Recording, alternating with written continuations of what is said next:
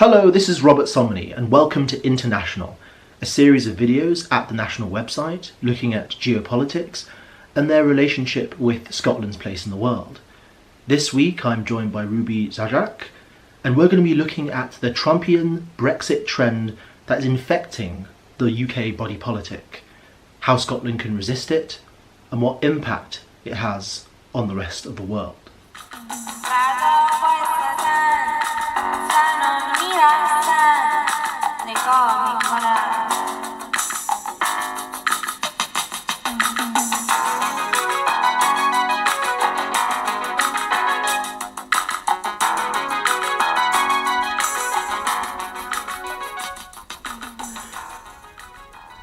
US government shutdown last week over lawmakers' failure to come to an agreement over the future of DACA recipients put the immigration debate back into the spotlight in the USA.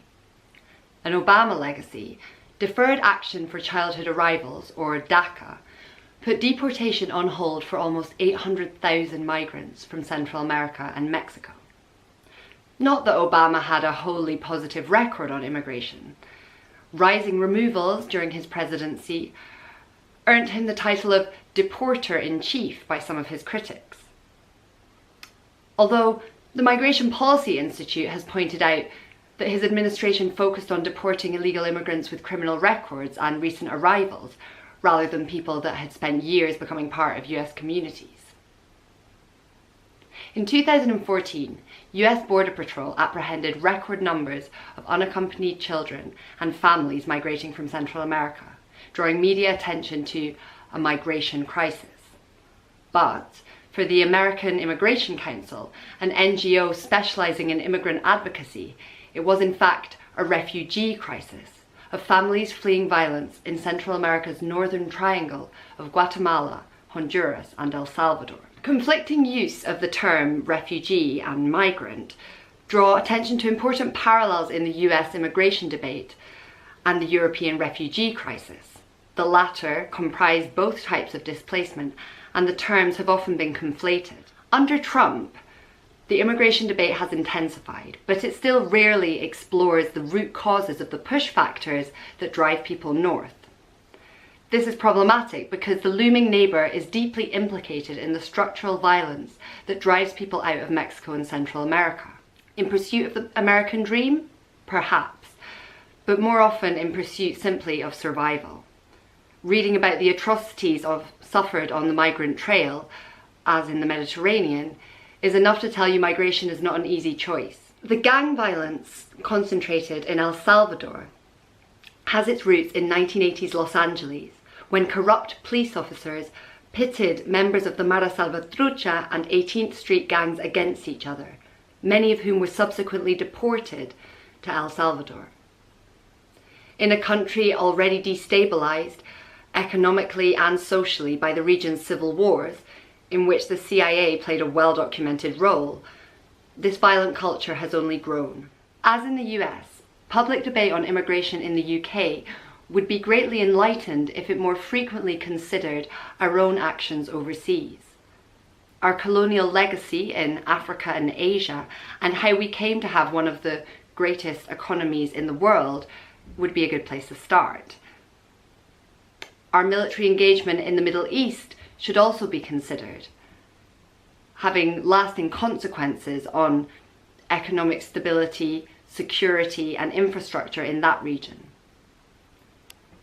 The instability left by Western interventionism in Iraq, coupled with certain actions by the coalition forces which ex-CIA officials say belie intelligence, created a breeding ground for ISIS, prompting some critics to describe the terrorist group as made in the USA. With our military alliance and special relationship with the USA, and the spread of a worryingly similar discourse on immigration, we too should raise questions about our actions overseas, the causes of the 2015 exodus, and our international responsibility. As Israel prepares to deport all African refugees from April, and Haaretz reports it is offering $9,000 to citizens willing to help, it's urgent that the West reconsiders its privilege, prejudices and hypocrisies in relation to refugees and migrants.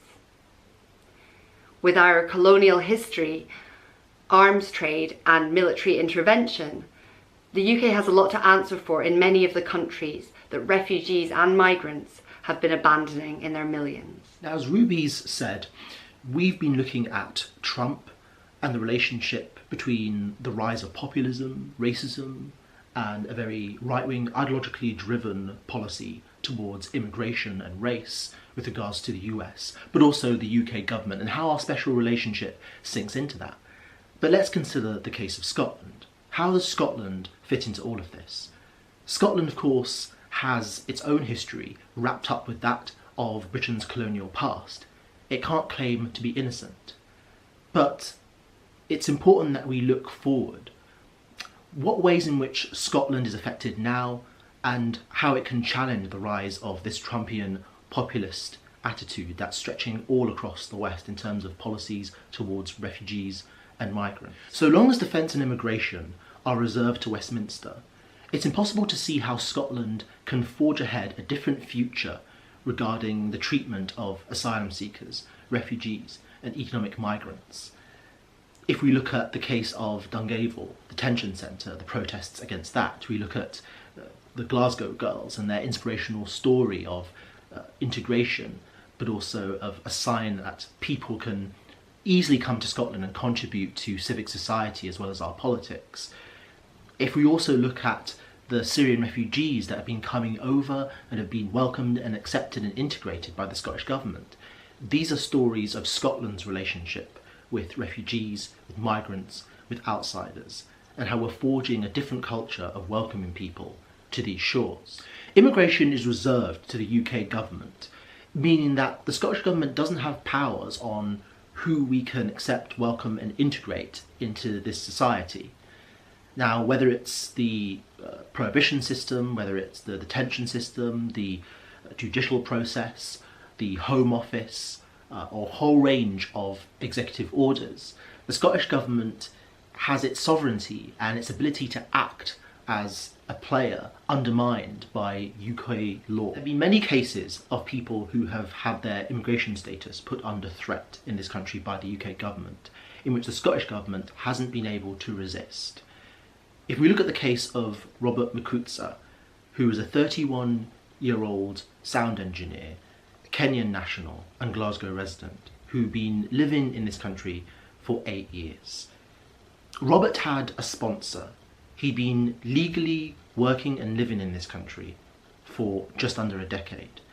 In February of 2016, he was going to get married, but he was told by the UK government that he had overstayed his welcome, regardless of the fact that he would be sent back to Kenya, a country where he has no living relatives, where he has no access to education, healthcare, where all his personal and emotional links are rooted in Glasgow.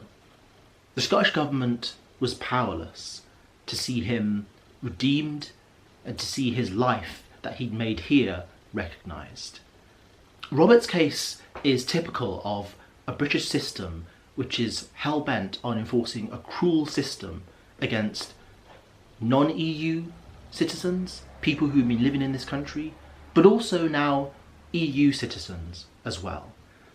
Of course, this predates Brexit, but Brexit will only make the situation more worse. It will only make the UK government more aggressive in pushing to destroy the lives of people who have come to Scotland and want to make Scotland their home. This month, the Scottish Government launched its new Scots Refugee Integration Strategy. This was related to the fact that Scotland has taken over its quota in terms of Syrian refugees as part of the UK as a whole. This was a moment of pride for many people, regardless of where they came from on the political spectrum. It was a sign of a Scotland that was true to its international obligations, but it also showed how Scottish civil society, as well as the Scottish Government, was ready to forge ahead a new strategy that could see people welcomed and integrated into this society. If we look at the actions of local councils, bodies such as the Scottish Refugee Council, along with the welfare institutions of the Scottish state, we see bodies that are prepared to welcome people to this country, but make sure that they have a far more integrated service when it comes to healthcare, education and housing, as well as language services as well. Both charities and the Scottish Government effectively are engaging in a form of ideological resistance against the creeping Trump ideology emanating from Westminster. A Westminster where we have both the government and the opposition incapable of resisting the now rampant and overt racism being directed at refugees, asylum seekers, and anyone who wants to come to these shores to better their lives. What was especially impressive about the Scottish Government's strategy is the fact that they held a consultation with 700 refugees who were in Scotland. This was an example of empowerment, not treating refugees as if they are mere objects or charity cases, but actually as human beings who you know can make a massive contribution to your society. It's about international obligation, but also moral imperative, and also about interacting with people who we value and know can add value to us, not just in an economic sense, but in a social and human sense as well. But of course there are other forms of resistance.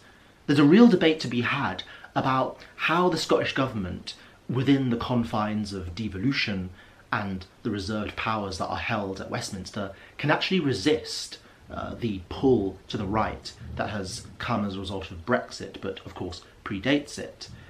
One idea that can be pushed forward that some people are talking about in academic circles and outside is that of practical, non-violent resistance.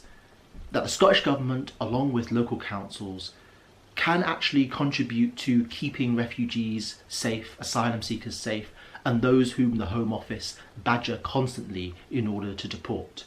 The Scottish Government can push the boundaries of what is acceptable under the devolution agreement. This is a question whether we put the devolution agreement and the question of reserved powers before moral power. Withholding the location of people whom the Home Office would like to find is a form of non-violent resistance, and something that has to be thought about by the Scottish Government.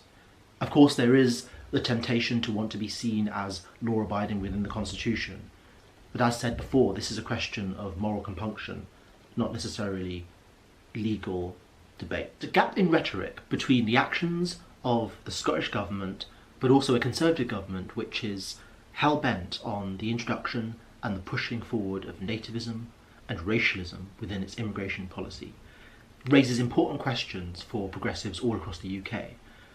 Scotland is by no means perfect, but yet again is forging an example for the rest of the UK among liberal and socialist circles about how to resist the rise of Brexit and the rise of Trump.